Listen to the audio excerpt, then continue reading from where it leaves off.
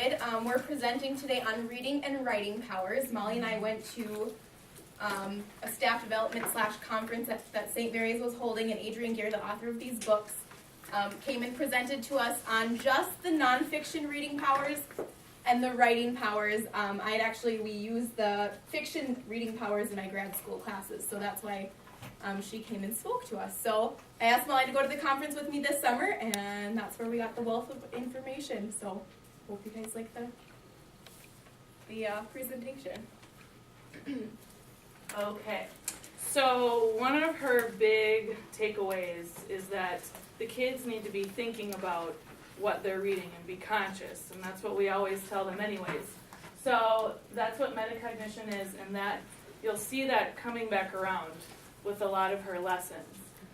So metacognition is having an awareness of your thinking about it, and is the foundation upon which all of this is based. So she has this neat example, and this, I'll show you these two things. This is exactly what she gave us. We just made a copy of it for you. And so you'll see this graphic at the bottom. And when you show your kids, I think it really helps them to realize, half of it is what you are reading, but if your mind wanders, we tell them this all the time, you need to go back and reread. So the other half is you thinking about what you are reading, and that is what really equals reading. Don't panic. Reading powers is not considered a replacement for your basal, but more of an additional layer to teach, explicitly teach comprehension lessons. So Adrian said that she would block off 1 or 2 40 to 45 minute periods of time each week to do a reading lesson. Okay, and she didn't just come up with this out of thin air. It's based on research by David Pearson, and they picked 7 things that proficient readers, adults, kids, are able to do, and then based it upon that. So proficient readers are able to make inferences, make connections, ask questions, and this one is key, as we know. Monitor their comprehension. They know when they have to go back and reread. Determine importance, finding those big ideas, visualizing, and then analyzing the text. They're able to break it down. So I'm going to start with the fiction reading powers. There are 5 fiction reading powers, but we're just going to focus on 2 of them today. The 2 that I'm going to teach you some lessons on is the power to question and the power to visualize. Before we actually move into those, I wanted to refer to you, one of your handouts is a list of trade books for all of the different powers. I think it's broken down into what's good for primary and what's good for intermediate, so I think that's probably on your right-hand side pile. One of the piles. Yes. Yes. So, we will get started then. So, a possible first year of implementation would start with kindergarten, maybe doing some connecting and visualizing. First grade could maybe add on to that. Second grade could add on to that. The skills can be taught in any order. And she said, do not underestimate your smaller children. In my class, just the last couple of days, we've been doing a lot of inferring activities, and the kids love it. And that's not necessarily developmentally appropriate for first grade yet, but the way that she presents the information, the kids are really able to get into that. So, there are 4 components of reading instruction in Adrian's lessons. She starts with teacher modeling. First, she's modeling the different strategies. Then she teaches you about some guided practice lessons, some independent practice lessons, and then the application. She uses the gradual release of responsibility method. So, the first one I'm going to have you do is I am going to have you visualize. Now I want you guys to all close your eyes, pretend you're maybe a first or second or kindergartner, and I want you to make a movie in your head. Now I'm going to read to you. I'm going to read to you part of a short little passage that she would use for her primary kiddos. I want you to visualize a lollipop. This lollipop is on a white stick and it has a wrapper on it. Visualize yourself holding this lollipop. I want you to notice the color, the shape, and the size of the lollipop. Some lollipops are big and some are small. Some are round and some are flat. What does your lollipop look like? I want you to visualize taking your wrapper off. Listen to the sound it makes that when you take your wrapper off. Now you can put the lollipop in your mouth and see what your lollipop tastes like, and you can even take a bite out of your lollipop. Okay, now take the lollipop out of your mouth and visualize what that looks like. Okay, I want you to open your eyes, and there are some questions on the smartboard. Now I would probably ask the kids this, but you guys can turn and talk to your neighbor about some of the things that you visualized while you were doing that activity.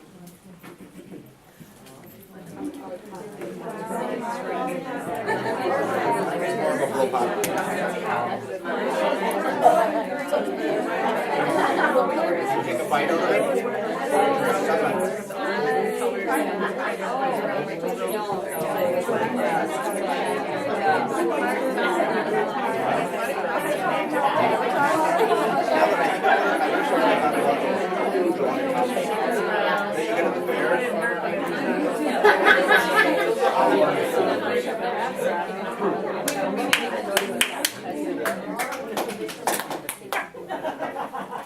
Okay, that would be an introduction to visualizing lesson.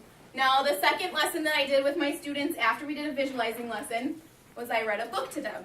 Now, I didn't show them a cover of my book, so I hid it in this folder. I did not tell them what the title of the book was.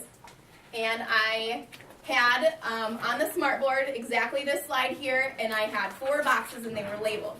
So I would start by reading a sentence, maybe the first page, maybe the first 2 pages. So, walking along a path one day, a mother turned to her son and asked, "So how much do you love me?" Ready for the question, the little boy took her hand and began. I stopped there and I had someone come up to the smartboard and draw what they visualized. Okay, I read a couple more pages, I stopped, I had someone else come up and draw what they visualized. And then I continued to do that, and then this is what they visualized at the end of the story. I also had the kids kind of talk about what they visualized as they were doing that lesson. So that would be like maybe a second or a third visualizing lesson that you guys could do with your classes. And that book is called I Love You More. We have this in our library. Owl Moon is a good visualizing book. In the Tall, Tall Grass, In a Small, Small Pond. All books that we have in our library here at school. And with those visualizing activities too, you know, you can keep reminding them that while you're visualizing, you are thinking about what's happening in the story. Okay, the next one I'll talk about is the power to question. So I know you guys have probably all heard there's 2 different types of questions that good readers and thinkers ask while they read. You might know them as literal and inferential. You might know them as thick and thin questions. Well, Adrienne terms hers as quick questions and deep thinking questions. She also said children need to be introduced to the idea that some answers can be found in the text, which we all know, and some answers have to come from the reader. And this reinforces that metacognition that she says is oh so important. So, I started with a questioning lesson. We've been, talking about questions and statements all year. And my favorite questioning book is the book that we have in our leveled library and in our school library called Grandfather Twilight. Now, what you do with this lesson is you obviously talk about, you ask questions before you read, you ask questions during while you're reading, and then you ask questions after you're reading. So this is a great book because it's so mysterious and the kids have so many questions. But you would use a graphic organizer with it. Now, you should have this handout as well. On one side is the primary graphic organizer, and on the other side is the intermediate graphic organizer. So these can pretty much be used with any books that you're using, but you can also look at the books that she uses for questioning, which are great as well.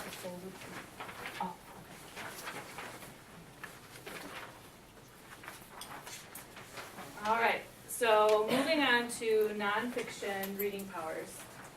There are 5 of them: zooming in, determining importance, questioning and inferring, connecting, and then transforming. So I'm just going to focus on zooming in and questioning for today. So you have that. Okay, have we reiterated this enough? The reader is the thinker. So she kept talking about not letting the text dominate the thinking. Reading power is an approach to teaching comprehension that focuses students' attention on their thinking and enables them to find meaning from the text, so keeping them involved. Okay, she has a lot of great inference lessons in her book, and she talks about starting small and then going from there. So this is one that any grade level could do. So what's happening here, I had 3 different words on the board, and I had a student leave and just walk to the bathroom and then come back. So the first word we did was excited. So the rest of the kids were thinking about a time, a story, when they were excited. And then when the person would come in, they would show what that looked like on their face. So the person who came back, they called on 3 people, and the person told that story. So based on the story and their face, their picture, then they inferred what was the feeling. So the first 2, they got after the 3 stories. So I had excited and upset. And so the third one, I don't know if you can see, probably not in the back, but these 3, I mean, they're all a little different. So the word was embarrassed. So, you know, they're thinking of a time when they were embarrassed. So I had the student come in, and first I shared a story for each one of them, and I said, this happened to me. I was going into one of my first basketball games in college, and I took off my warm-up jersey. It got stuck on my ankle brace, and I did the splits in front of the men's team, which was very embarrassing. I didn't say embarrassing yet. So then this one says, I was outside at my hockey practice, and my sister pantsed me. And, you know, the whole class is laughing, and the kid is... And then somebody else shared about how they barfed on the bus. So he did get embarrassed, but then we talked about how, you know, you need the words, the story, but then you also need your background knowledge, and it helps to have a picture to make that inference. So making those connections. Okay, so then we moved into inferring with images. So she suggests to use 3 to 5 of them and then move into a guided text. So this was the first one that we looked at. And then there it goes with this graphic organizer. So we did this one together as a class. So first we listed what we observed. And this is kind of tricky for them, even the 4th graders, not putting an inference here. You know, I think they're going away together or whatever. It's just the facts. And she said one of her taglines was extracting the fact and then interacting with it. So we listed the facts, then the questions, and then based on your questions and what you see here, as well as what you already know, then the inference. And she said a great way to start that is maybe this or maybe that. So after we looked at that, I'm going to go to the next slide. You know, like I said, we stated the facts. The mouse is on top of the frog. The mouse's fur looks wet. That was one where first they said they're sitting in water or they're sitting in oil. Well, we had to talk about, you don't know that for sure, but you can probably say that it looks wet. And then, of course, they were wondering, why is the mouse on the frog? What liquid are they in? And then, based on those, we wrote our inferences. Maybe they are in a bucket of water. Maybe the frog is saving the mouse. And that book is from, I don't think I have it over here, it's back over there. It's from Friends, and it's a book of strange animal friendships. And I guess they were caught in a tsunami in the Philippines. I'm not sure how long ago. But the photographer said she caught this image, and then she looked again, and they were both gone. I didn't share that with the class, in case you were wondering. So, oh yeah. Were you done? Yeah, we'll do the next one. So that graphic graphic organizer is called the Owie, and even my first graders are loving the Owie graphic organizer. So this is my favorite book to do inferences with for first grade. It's called Small, Medium, and Large. We have 3 copies of this in the library here at school. Jennifer Hay introduced this book to me, I think last year or the year before. But if you take a look at this picture, the kids are just really wondering what's going on. So I showed them this image, and we talked about what we observed. We talked about what we were wondering. Of course, they're all wondering a lot. They had a lot of inferences. They thought the dog is going to jump on the counter and eat all of the food because obviously their dogs at home are eating scraps off the floor and all that kind of stuff. You know, they thought that each of the animals had their own box of cereal. The hot chocolate was probably for the girl. And then there's a ton of pictures in here. So I made copies of a bunch of different pictures. And then I gave this to partners of kids in my class. And they actually did this entire graphic organizer on their own, working with their partner. Came up with lots of different things they observed, lots of different things they were wondering, and lots of different things that they were inferring. And this is just a couple of kids in my class working on that. But they absolutely loved the activity. This is probably my second favorite picture from a book called Mysteries of Harris Burdick, and it's by Chris Van Ellsberg. We do not have a copy of this book at school, but I even did this one with my class today, and they were very excited about it because the house looks like it's about to lift off like a rocket. So this is also a really good image. And I actually just pulled this image online. So if you just type in Mysteries of Harris Burdick, this is one of the photos that comes up. There's a lot of other really unique photos that come up with it too. So lots of those images. Chris Van Ellsberg is really a great book for inferring, or a great author for that. Speaking of Chris, so the next one I did with my class, so we're still on those image owies, I showed them this picture. And so has anyone seen this picture before? Oh, good. Okay, he just published this book in 2011, so it's fairly new. So again, we observed just the facts, what we're looking at, then what they're wondering from it, and then they inferred what in the world is going on here. So I think I have that on the next slide. No, I don't. Okay, so we filled out that same owie sheet, and you know, obviously you can see the facts. You're probably wondering the same thing. Why is she backing into the barrel? What are these men doing? And they thought maybe they were pirates. They thought this guy was French, and I said, why do you think he's French? And she said, I've seen a French movie and they're wearing stripes. You know, so you still have to use what you know before. But what is actually happening, this is a true story about, her name was Annie Edison Taylor, back in 1911, and that's this woman. And she was a widow, she was short on cash, and so she needed a way to make money, and she thought, I'll go over Niagara Falls in a barrel.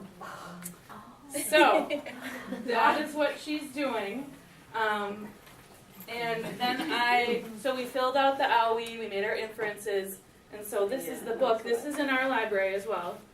And I read it to the class, and you know that feeling when you have like a lesson is going really well, and then you think that, you know, they're into it, but sometimes then they ask you crazy questions. But this, I mean, they were like on the edge of their seats the whole time, and so she eventually, you know, she's going over the falls, and you know, like, should we continue? And then, you know, they're showing the inside of the barrel. And she ends up making it, and so then I showed them actual pictures of her of that day, and then quotes from her, and she said, I should have put it on here, but she said, never would she do that again. She would rather be shot in the face with a cannon than do that again. So it's just nice then for them to see, you know, the actual story of it when it's over. Okay. So from there, now we moved on to text. So I'll just let you read that for a second.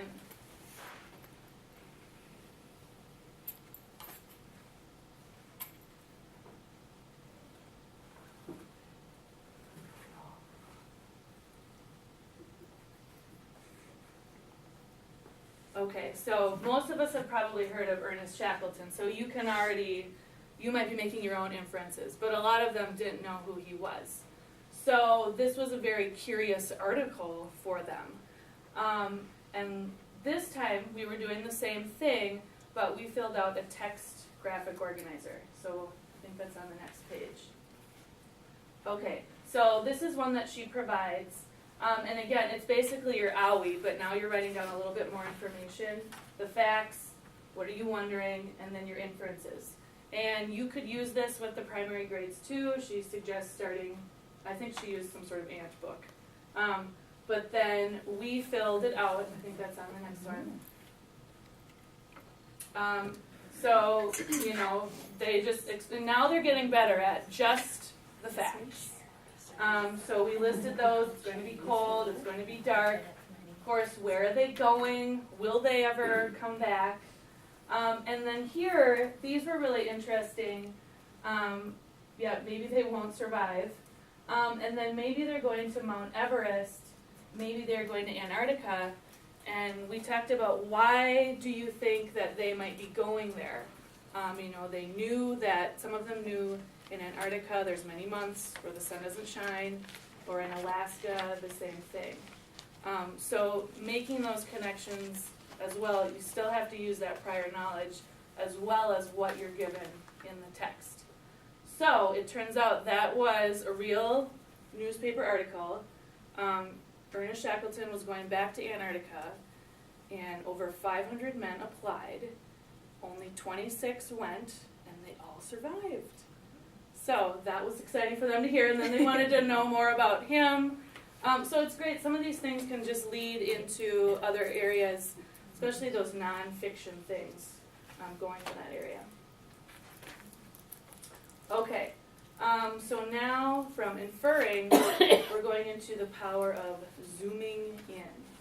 And so I showed them this slide about text features. Why are they there? Why not just write it out in a paragraph? And so I showed them this, and then we can go to the next one. So after we agreed that maybe they are useful and important, we went through a lot of different nonfiction books that have, you know, great uses of text features, the bolds, the fact boxes, so that you can identify that information quickly. And then those, I know a lot of us are familiar with the Who Would Win books. These have great text features. So once we went through a couple of the books, then they went on a text feature search. So I checked a bunch of them out of the library, and they were able to go through, and they just write the page numbers of the different kinds just to get them familiar and why they're there. This should be in the nonfiction packet that you guys should have. And she has, this one was 2 sides, and there's one that's a little, not quite as elaborate for the primary grades too. And there's a lot of books, even in our level library, that I use with some of my higher readers, like How We Group Animals, Volcanoes, that have a lot of these things. And the kids get so excited when they find something. I mean, they're paging through the books, and it helps them really become familiar with the nonfiction. So even first graders can do it. Mm-hmm. Oh, speaking of that. There is a series called Imagine You Are Imagine You Are, and then there's like a mermaid one, there's a cowboy one, and this one is really great for text features. I know we work a lot on labeling with our series, like the first month of school, and this is just a really great visual to show kids, like even, you know, adults can label things, and the bigger kids are labeling things because they have a lot of interesting details. So the Imagine You're a, and then mermaid, there's like princess, all kinds of like girly ones, and boy books and that kind of stuff. So those the kids really love too. And you know, we see these too in the TFKs or the weekly readers. But just telling them, you know, why is it there? Okay, so then after we went on our text feature search, we made a dictionary of all the different types of text features. And so this is just an example of somebody who made an example of a flow chart for the seasons, I think, yes. So yeah, we have it over there, and there's pages for what is a web or backbox, map, all those things, so it's all in one place. Okay, then this was one of my favorite lessons. So we moved in, after now that we are experts on identifying text features and why they're important, and I introduced Seymour Simon to them. Now a lot of you have probably seen Seymour Simon books, and he has, I think it's over 200 different kinds of books. And the pictures are wonderful, but I said there's just one problem with him. And, it's a great picture, but then look at the words. So, and then I would read part of the pages, and there's so many things that he could use text features for, but for some reason he doesn't. I don't know why. So we identified that there are no text features in here, and then on the smartboard I copied off a page from Cats. And so we read this, and then they just made, of course, very shocked. They made their own text feature just for this particular page. And so some of them shows a little flow chart about the kittens. They did labeling, and up here it said that a newborn kitten is the length of a pencil. And even that would have been nice to see for them to visualize that. So we started with that, okay. Then we made a book called Seymour Simon Needs Our Help. And I read this story to them, Animals Nobody Loves. And here we agreed, he stepped it up a notch, and he, bolded the heading and put a little jazzy coloring. And he put a table of contents in here, which was nice. But again, with the pictures, oh yeah, this is a good one. It's just those, it's a mouse. But the words, it's just in that paragraph format. So not as easy to read as the reader. So then I split them up into pairs, and they each had one of the animals, and they created a page how we are helping Seymour Simon, how we think it should look. So this was one about the fire ants, and so he was adding little fact boxes about each part. They're all from Texas, and then a little flow chart, and then I think I have another example. Oh yes, so this one, it says in here that they're 5.5 feet long. So then they're comparing me, 5'7", to the length of that. And they really enjoyed this. First, some of them were grossed out about the animals, but I let them pick so that, they wouldn't get too. But now we have a class book, which is over there, Seymour Simon Needs Our Help. And I just feel, after doing these lessons, last year was my first year in 4th grade, so a lot of the stuff was new. And I know that I did not spend enough time on nonfiction texts, especially text features. I just remember doing like one weeks of a story on it. And after doing all of this, I just know that this group is much better prepared for what they're going to see, in the future. And now it'll come back again when we have this unit, and it'll be nice to see what are they remembering from what we've done so far. Okay, so now we're going to move on to writing powers. So there are 4 different writing powers: connect, visualize, question, infer, and transform. And you'll notice those are kind of similar to some of the reading powers that she has as well. Okay. I know this slide looks a little scary. But she just wanted to make sure that before you dive into specific lessons that they get that background knowledge of the purpose of writing, why we're doing it, and the different types of writing. And here, she came up with this lovely word. Allocognition is having an awareness of the thinking of others. So really writing now for your reader, making it interesting for your reader. And then I just explained where in the world she got that. Stands for other, so understanding and thinking about somebody else's thinking.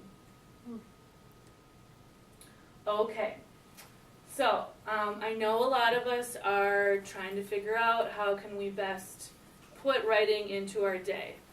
And especially me coming up in 4th grade, that was something that I was trying to figure out last year how to do as well. So this is her framework. She has it for 4 days of the week. Monday, it's just planning, so showing an anchor book, talking about what is this specific skill in the book showing you. And then maybe a graphic organizer that day. Tuesday, that's the time to actually write, and she said maybe just a little mini lesson before that to remind them. Thursday, so this is where you can conference with the kids, and they can do their editing, which we'll show you in a little bit. And then Friday, the kids can share in their author's chair whether or not they are done with their writing or not. So, and then she's got a timeline here. And you know, it's the way that it best fits into your day. Maybe this is helpful for you, or maybe you've already figured out a great way to do it. But, like before, don't panic. Because when I saw this initially, I thought, oh my gosh, so she has them write, edit, revise, and then share it all in 1 week? No. So what she said is, you know, they're editing and revising it in their writer's notebooks. But then after 8 to 10 weeks, have them pick one that they want to publish or type up in the computer lab, and that's their final copy. And so then I felt much better about that because, I think I could do this framework, and then this I could definitely do. And that's usually, she said, like one per writing One per strategy. one per writing power that Yeah. is taught. Okay, so these are just a couple of quick tips. She had mentioned spaghetti and meatball spacing for the kids. There would be a spaghetti noodle in between the letters, so that the kids would visualize that, and then a meatball in between the words. So just something kind of fun for the kids to remember. Yeah, so Spaghetti and figure meatball space. spacing. Yep. And then this is COPS, and COPS stands for Capitals, Organization, Punctuation, and Spelling. And this could just be something cute and quick for the kids to remember to, before you turn in your work, check for COPS. Stop for the cops. Yep. Yeah. Is Alex coming in? Yeah, well, I should. And this is an editing thing that she uses for the intermediate level. It is called the 3-2-1 edit. So when the students are editing, they edit 3 spelling or punctuation errors. They do 2 word changes. They do 1 sentence rearrange. And then for primary level, it's called the 1-2-3-4 edit. They have to fix 1 spelling and punctuation error. They have to change a word that doesn't sound right. And in 1st grade, that's probably more than more often than not. So it really gets them to go back and really read what they wrote. Erase a word that doesn't fit, and then add a word to make your writing better. And that's when she talks about, the word choice and that kind of thing. So. Okay. She shared this graphic organizer with us, and this can be used at any grade. So, you've got your topic, and you're thinking about a drawer at home. So for primary ages, this could be just for 1 topic, and then each drawer is 1 detail. And then she shared the example. You could use this for introducing how to write in paragraphs. So when you think about a drawer at home, and you open it and you have your sock drawer, you don't just have 1 sock or 2 socks. You have multiple pairs of socks. So you need multiple details within each paragraph. And then she says, then she pulls out her underwear drawer. She's got more than 1 pair of underwear. And so, helping them to see, oh yeah, I need to add more details. And so I think on the next page, then it just this is just to help them. They got their drawers. Okay, now each detail within each paragraph. Then she shared different graphic organizers for ideas for writing, and this was one of them, the brain pockets. So we just drew this in our writer's notebooks, the memory pocket, fact pocket, and imagination pocket. So they just drew memories that they have, and all of these, I said, coming onto the web, these are all topics that you can write about, not just this one in the middle. And then facts were things that they already knew about, and then it was fun to look at their imagination pockets. Flying, being an alien, somebody wrote becoming Hulk. So now they've got all different ideas for writing. I also did a brain pocket with the kids from my class. Some of them turned out better than others. So they wrote about memories. First I modeled and we did one together as a whole class, and we talked about field trips that we've been on. We talked about different things that we've learned about long ago and today, maybe different stories that we read about. And then in the middle is the fact pocket. They wrote a lot about, different sports that they were in or different things that they've learned about. And also the imagination pocket was really cool because they talked about being invisible or flying unicorns, horses talking to them. So that was really neat to see. And it is a little bit harder. I wish that we had bigger paper. We probably could print it on bigger paper because having them write into their brain pockets, all their writing was really tiny, and some kids in first grade just aren't able to do that yet. So maybe next time I'll do it on a larger sheet of paper. This graphic organizer some of you might use already. So here inside each piece, starting in the middle, we wrote down things that are really close to our hearts. So the things that are most important to us, and then on the outside. So a lot of them start with mom, dad, grandma, grandpa, and I did this with them. They like seeing you do it. And then out here there was a lot of, hockey, Harry Potter. So just another tool to use for topics for writing. Oh, okay, this. This you should have a copy of also in your Yep. Writing Powers packet. That's right. So this is just another spin on those overused, tired words for that word choice and jazzing up your writing. So I really liked her example with the triple scoop, and she talked about going to get an ice cream cone. And when you go there, do you just want a cone with just a little lump? And no. And said, so you want a cone with more than one scoop. You probably want 3. So yesterday in here, we picked out all of our old tired words, and then today was when I've done this before. I take an old jersey and we talk about, these words were awesome, just like with professional athletes, they're so wonderful, but we need to retire them and move on to some new players. So I played the Chicago Bulls theme song. They probably have no idea. But we passed it around and then we hoisted it up to the ceiling. So they like all those things.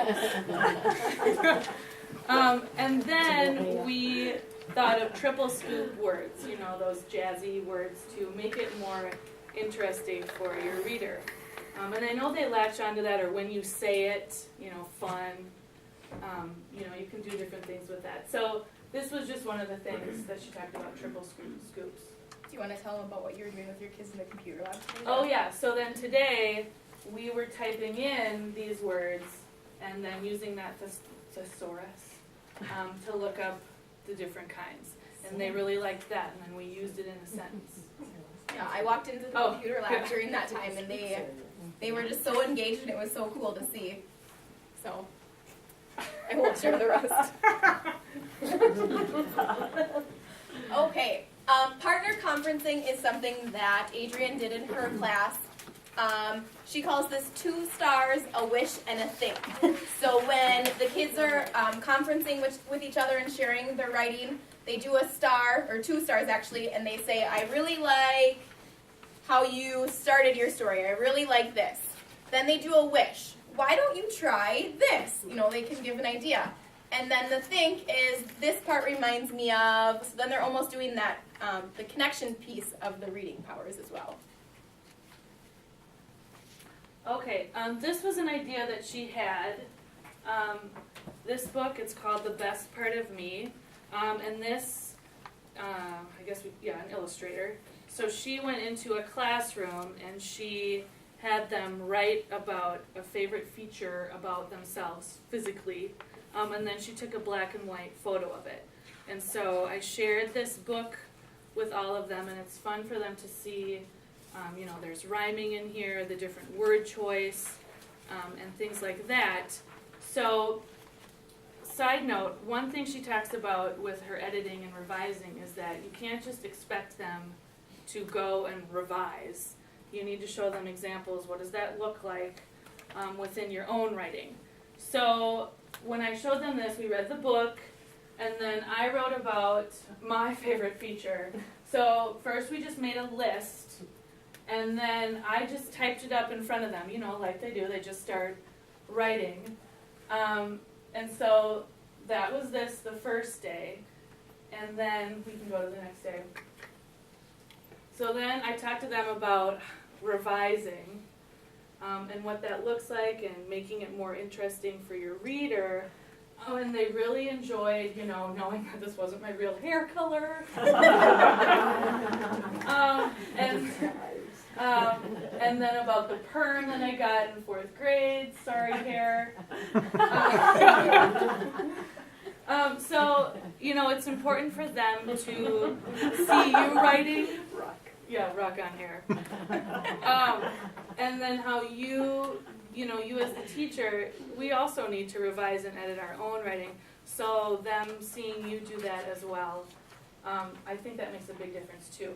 So then behind you, that's where now I've put their pictures and their writing, and they're really great to look at, and the different patterns they used to write, and they're really proud of it, so it's nice to see.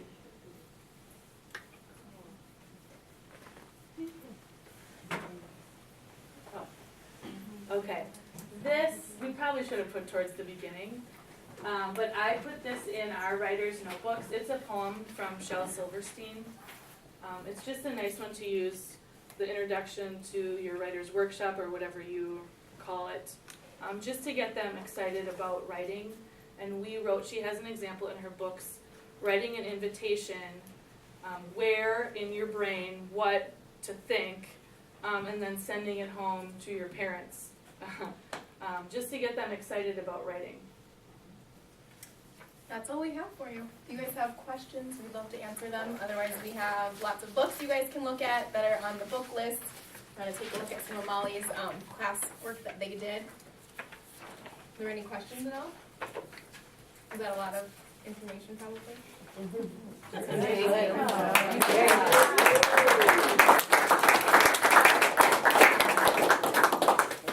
And we do have CEUs for you guys. Oh, that's right. Document later as well. So thanks for coming. Yeah. Anyways, thank you. Like the information.